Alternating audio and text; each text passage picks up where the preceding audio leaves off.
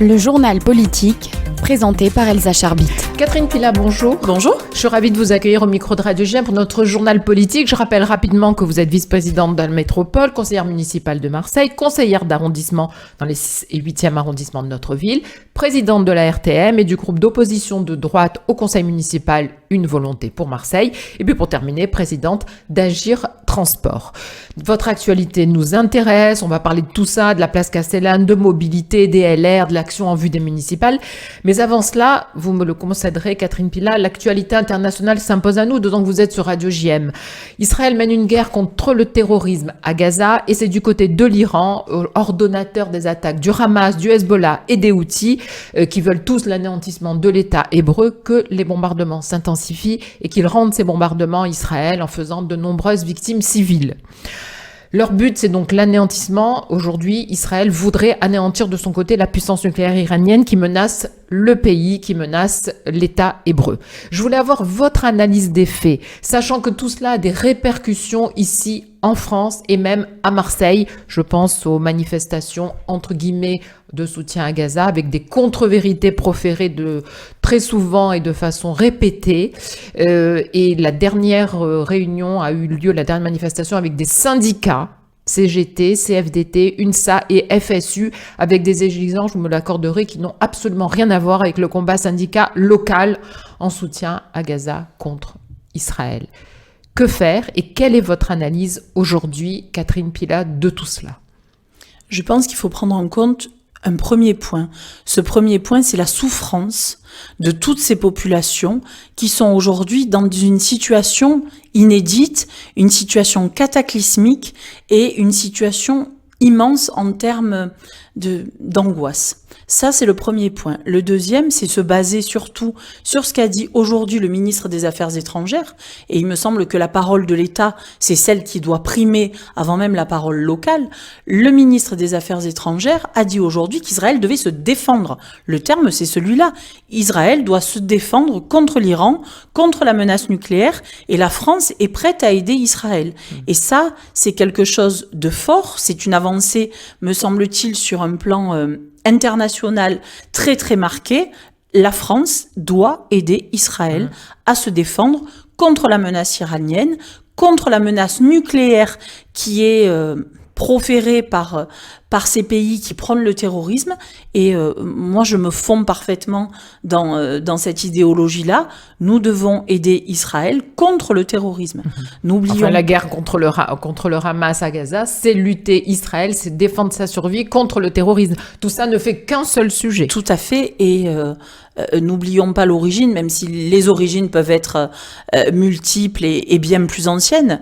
L'origine, finalement, de ce qui se passe aujourd'hui, c'est le pogrom du 7 octobre. Absolument, absolument, et tout ça a donc été ma position très modestement, elle reste aujourd'hui sur celle du ministre des Affaires étrangères, aider Israël à se défendre. Le terme important, c'est se défendre. Absolument. Et cette importation ici, en France et à Marseille, avec toutes ces manifestations que l'on voit, ces prises de position anti-israéliennes fortes. C'est très malaisant.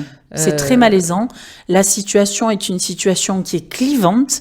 Et dans une ville multiculturelle comme la nôtre, on devrait au contraire porter un message de paix.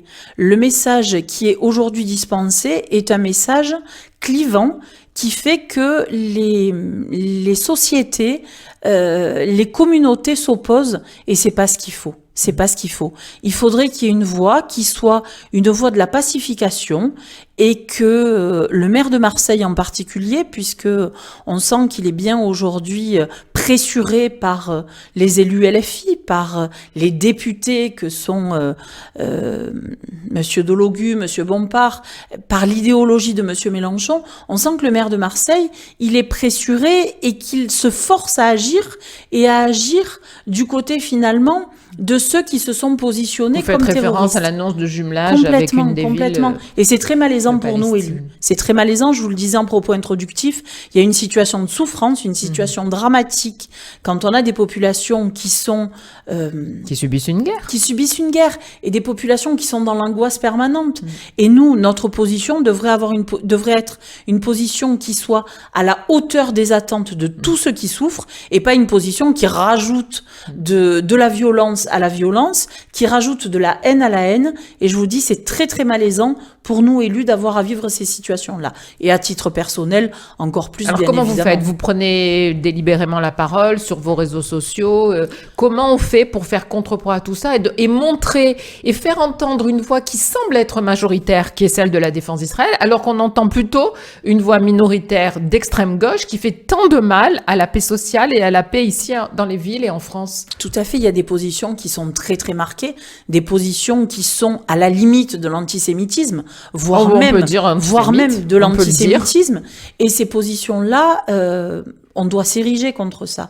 Nous, en tant qu'élus, on se manifeste au conseil municipal. Souvenez-vous, quand le maire de Marseille nous a proposé la subvention pour l'UNRWA, le but, c'était pas de dire on est contre la population gazaoui qui est en souffrance. Cette fois-ci, c'est l'UNICEF, la prochaine. C'était de dire, nous refusons de façon très marquée de cautionner une association qui en son Catherine sein, Pilla, je suis d'accord. Dans le milieu politique, vous faites entendre votre voix. Mais comment, au niveau des populations, on fait entendre cette voix? Parce qu'elle est quand même, beaucoup de gens, on reçoit des témoignages formidables de gens, mais de façon individuelle.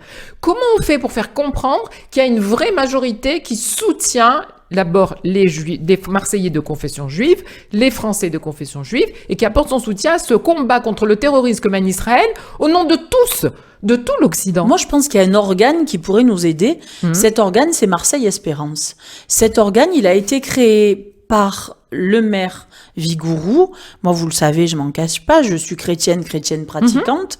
Je suis pour, j'allais dire, la paix. Ça paraît banal de dire ça, mais il faut pas opposer les communautés. Absolument. On a l'organe qui est municipal, qui est Marseille Espérance. Marseille Espérance devrait, au conditionnel, être la voix qui fédère autour d'elle toutes les communautés. Mais comment on réactive? Vous savez très bien, je vais pas parler de coquille vide, mais comment on fait pour réactiver cet organisme qui est moribond? C'est ça qui est bien dommage. Le maire Jean-Claude Gaudin en avait fait alors, le maire Vigourou, bien évidemment, l'a créé.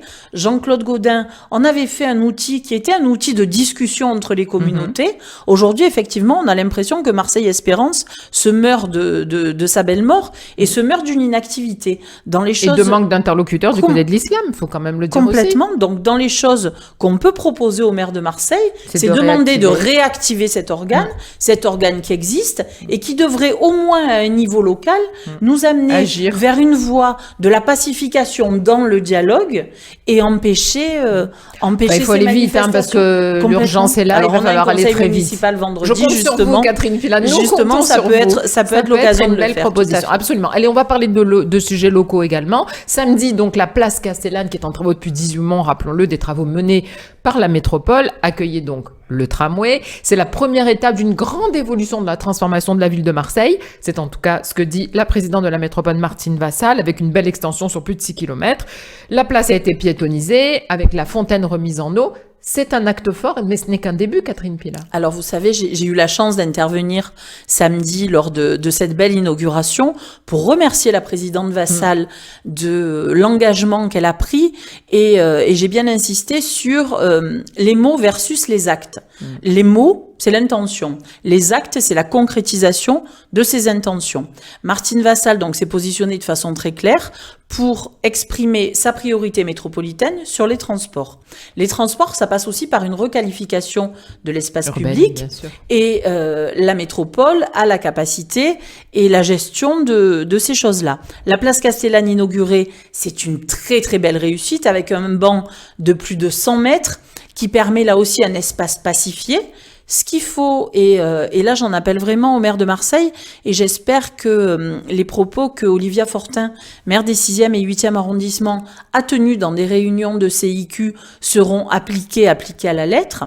Elle s'est engagée à ce qu'il y ait une équipe de policiers municipaux qui soit installée à demeure Parce que sur la place Castellane. Votre inquiétude, c'est que cette place ne reste pas aussi belle C'est qu'elle longtemps, qu'elle soit dégradée, qu'il y ait des incivilités, des caméras ont été installées. Qu'il y ait des bagarres complètement. Il y a des caméras. Là aussi, la présidente Vassal, le président Muselier se sont positionnés avec l'État pour aider financièrement la ville de Marseille sur la question de l'implantation de caméras de vidéosurveillance. Un chiffre très clair et très parlant. Au conseil municipal, nous avons demandé la création d'une MIE, une mission d'information et d'évaluation sur la vidéosurveillance. Le chiffre, c'est donné par la majorité. Donc, s'il est amplifié, les choses sont encore pires que ce qu'on pense. Le chiffre, c'est 190 caméras de vidéosurveillance implantées sur 5 ans. Moins de 40 par an. Comment on veut amener de la sécurité? Comment on veut lutter contre l'insécurité ou le sentiment d'insécurité avec ce choix, qui est un non-choix en matière de sécurité, de moins de 40 caméras de vidéosurveillance par an sur 5 ans. Et ça a été fait depuis que ça a été décidé? Alors la mission, elle s'est terminée il y a quelques semaines. On va voir. On espère bien évidemment que le maire de Marseille va nous entendre sur ce sujet. Et je rappelle donc les propositions qui sont faites par la présidente Vassal et par le président Muselier d'aider concrètement la ville de Marseille pour plus de sécurité. Et tout ça au service de nos concitoyens. Bien sûr, et que cette place soit respectée et qu'elle soit entretenue et non pas dégradée comme on l'a vu par exemple Cours Julien sur d'autres lieux. Bruno Retailleau, qui est donc le nouveau patron des LR, est très actif, on le voit, on voit sa cote de popularité remonter. Vous êtes une proche du ministre de l'Intérieur qui d'ailleurs, je dévoile un secret qui ne l'est pas parce que c'était dans le journal La Provence, il va vous remettre les insignes de chevalier dans l'ordre national de la Légion d'honneur. C'est une belle reconnaissance de votre engagement évidemment. J'en suis très très touchée, je reçois ça avec beaucoup d'humilité, mais avec beaucoup de fierté aussi. Alors le fait que ce soit Bruno Retailleau, d'abord ça montre bien sûr votre proximité, ça montre aussi l'importance que le ministre de l'Intérieur accorde à Marseille. Tout à fait, le ministre de l'Intérieur accorde un soin tout particulier à Marseille. On parlait tout à l'heure de la question israélienne. Le ministre s'est positionné là aussi pour renforcer de façon très très appuyée les effectifs de police auprès des lieux qui soient des lieux confessionnaux, qui soient des écoles aussi juives. Donc ça, c'est une... Je pense que la menace iranienne est pour tous, pour les églises, vraiment la menace. Et s'il y a des actes de terroristes auxquels il faut s'attendre, ça sera pour tous. Donc il s'est positionné clairement sur ce sujet. Après, le ministre Retailleau est un homme avec une grande élégance politique, avec une vision qui est une vision très marquée, forte dans ses convictions de droite, mais une vision aussi à visée humaine et quelqu'un qui a énormément d'empathie pour l'autre. Et le soin qu'il apporte à Marseille depuis qu'il est ministre de l'Intérieur, sans bien évidemment minimiser l'action qui a été celle de son prédécesseur, le soin qu'il apporte à Marseille est un soin très particulier et nous savons que nous pouvons travailler avec lui main dans la main pour apporter de la sécurité. Moi, je l'ai vu récemment avec les annonces et le grand travail qui a été engagé par Martine Vassal sur les transports. Nous avons sollicité à la fois le ministre Retailleau et le ministre Tabarot, le ministre des Transports, qui est proche de notre territoire. Pour nous permettre de créer au sein de la RTM un SIS, un service interne de sécurité, qui permet à nos agents qui n'en avaient pas la capacité jusqu'à maintenant de pouvoir faire des palpations, de pouvoir procéder à l'inspection des sacs. C'est une grande avancée. Le ministre nous aide aussi à rétablir les caméras piétons dont nos agents ont été équipés. Ces caméras piétons, elles ont permis une baisse des incivilités de 40%. C'est quelque chose d'énorme en 18 mois d'expérimentation sur nos agents. Donc effectivement, il y a un soin tout particulier apporté par le ministre Retailleau sur notre territoire. Ce qui veut dire que peut-être en amont de sa venue demain ou tout de suite après sa venue, il peut y avoir aussi une réunion pour qu'il y ait des premiers jalons, ou peut-être des seconds jalons posés en vue des élections municipales. Enfin bref, est-ce qu'il va aussi intervenir sur le choix de candidats des LR pour les municipales à venir? Alors, le ministre est également président du parti. Vous je sais, ça m'avait échappé. Vous l'avez souligné. Donc oui. Et effectivement, il y aura des discussions qui seront des discussions et des discussions claires. Nous avons souffert et nous continuons à souffrir des divisions qui ont été les nôtres en 2020. Ce qui est certain, c'est que nous travaillons ensemble avec les forces du centre et les forces de droite, dont les LR, famille politique à laquelle j'appartiens, pour trouver un candidat unique et un candidat et un candidat qui soit le meilleur. Ouais. Pour moi, la question ne se pose pas. La candidate idéale est Martine Vassal. Mais est-ce qu'elle est d'accord? Il faudra lui poser la question, mais l'idée c'est d'annoncer quand. Alors l'idée de sa candidature fait consensus dans nos rangs. Le président de Muselier s'est positionné pour une candidature de Martine Vassal. Les uns et les autres, nous plaidons dans ce sens. Et j'espère. C'est quand la date idéale? Il faudra lui poser la question à elle. Non, je veux dire en tant que parti politique, est-ce qu'il faut pas partir trop tôt? Il faut pas partir Évidemment, trop tôt. On sait très bien que le maire de Marseille partira le plus tard possible. Il ne faut pas partir trop tard non plus. Après, à la rentrée, j'espère vraiment qu'elle sera candidate. Elle est celle qui, pendant 6 ans, au-delà bien sûr, mais pendant 6 ans, a œuvré de façon très concrète sur notre territoire. Je vous parlais tout à l'heure de mots et d'actes. Il suffit pas de faire de la communication, il suffit d'avoir un bilan. Et le bilan de Martine Vassal, en matière notamment de mobilité, je m'exprime sur le sujet qui est le mien, est un bilan plus que positif. Il y a plus de choses qui ont été faites en 6 ans que dans les 30 dernières années. Justement, ça n'est pas du tout. Alors aussi une élection pour la métropole. Alors ça n'est pas du tout une critique de ce qui a été fait dans les temps passés. Loin de moi l'idée de critiquer qui que ce soit, mais on a vu de façon très concrète des actes, des mots devenir des actes. Et l'extension du tramway dont vous parliez tout à l'heure, l'arrivée sur Cantigny avec un nouveau terminus pour quelques semaines et ensuite jusqu'à la Gaille, le tramway qui arrivera également à Gèze et qui fera Gèze-la Fourragère, c'est quelque chose, c'est une révolution dans les transports. Et il me semble que quelqu'un qui aura un bilan aussi conséquent est la personne la plus appropriée. Elle est la candidate de Bruno Retailleau? Il faudra lui poser la question. Mais oui, mais il veut pas d'interview demain, donc je pourrais pas lui poser la question. Il y a une amitié réelle entre Martine Vassal et entre Bruno Retailleau. Il y a un dialogue qui est un dialogue permanent. Il connaît bien évidemment les qualités de la présidente Vassal. Il connaît sa détermination.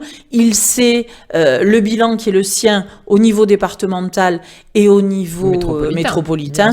Et je doute pas une seconde que si notre appel à nous, élus LR, va dans ce sens-là, le sien aussi. Il suivra bien évidemment. Merci beaucoup Catherine Bella d'avoir répondu à toutes ces questions, d'avoir été notre invitée et puis toutes nos félicitations pour cette décoration méritée. Merci Elsa. Merci.